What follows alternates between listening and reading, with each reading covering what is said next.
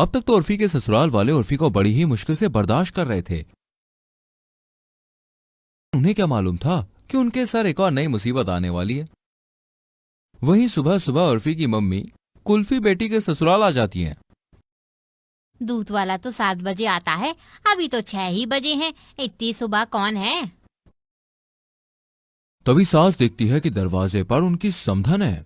अरे स्वागत नहीं करोगी हमारा? कुल्फी जी, आप और इतनी सुबह, और आपने ये स्विमिंग कॉस्ट्यूम क्यों पहना है? बहन जी, वो नौबत ही ये आ गई कि बेटी के पास आके रहना पड़ रहा है, लेकिन कुछ नहीं, कुछ ही दिनों में चली जाऊंगी। वैसे आपके मोहल्ले में कितना पानी है, तैर के आना पड़ा, बस इसलिए पहन लिया। सास समझ जाती है कि बहू की माँ उसे ताने मार रही है। आइए आइए, अंदर आइए, आप कुछ देर आराम कर लो, मैं बहू को जगाती हूँ।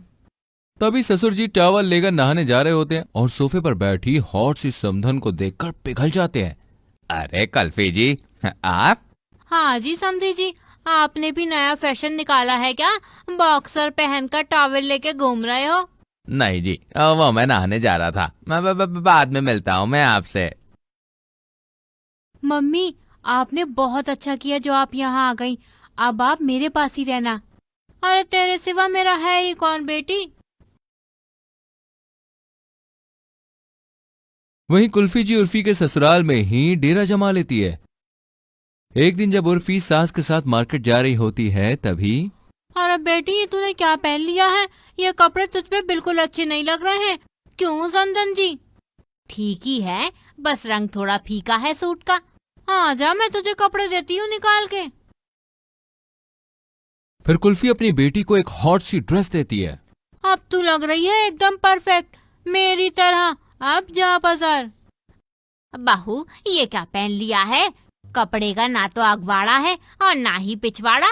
मम्मी जी, मेरी मम्मी की दी हुई ड्रेस है, बुराई मत करो।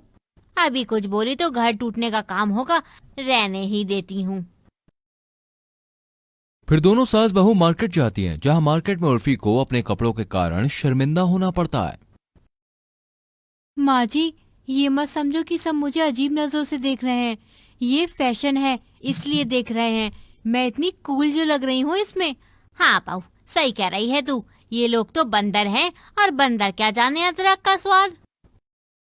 वहीं शाम को जब सब साथ बैठकर चाय पी रहे होते हैं तभी। समधन जी, आपने कपड़े थोड़े बड़े नहीं पहन लिए? है ना, मुझे भी यही लग रहा है, लेकिन उर्फी बोली इतना ठीक है। रुको, मैं अभी चेंज करके आई। फिर कुल्फी एक छोटी सी ड्रेस पहनकर वहां आती है। अरे बताइए ना, मैं कैसी लग रही हूँ? तभी सास अपनी आंखें बंद कर लेती है। वहीं ससुर जी आंख फाड़ फाड़ कर समधन को देखने लगते हैं। मैं क्यों आंखें बंद कर रही हूँ?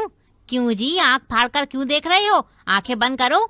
समधन जी, जरा शर्म करो, घर के मर्दों के सामने ये क्या पहनकर आ गई हो? समझती क्या हो जी अपने आप को? और लैला मैं लैला, ऐसी मैं लैला, हर कोई चाहे मुझसे मिलना अकेला, और जिसको भी देखूं मजनू बना दूं, ऐसी मैं लैला। सास समधन की इन हरकतों से काफी नाराज होती है। वहीं उर्फी की माँ कुल्फी आए दिन अपनी बेटी का घर तोड़ने वाला काम करती थी और उर्फी भी अपनी माँ का साथ देती। ऐसे ही एक दिन उर्फी की माँ बिकनी में किचन में उर्फी के लिए खीर बना रही होती है।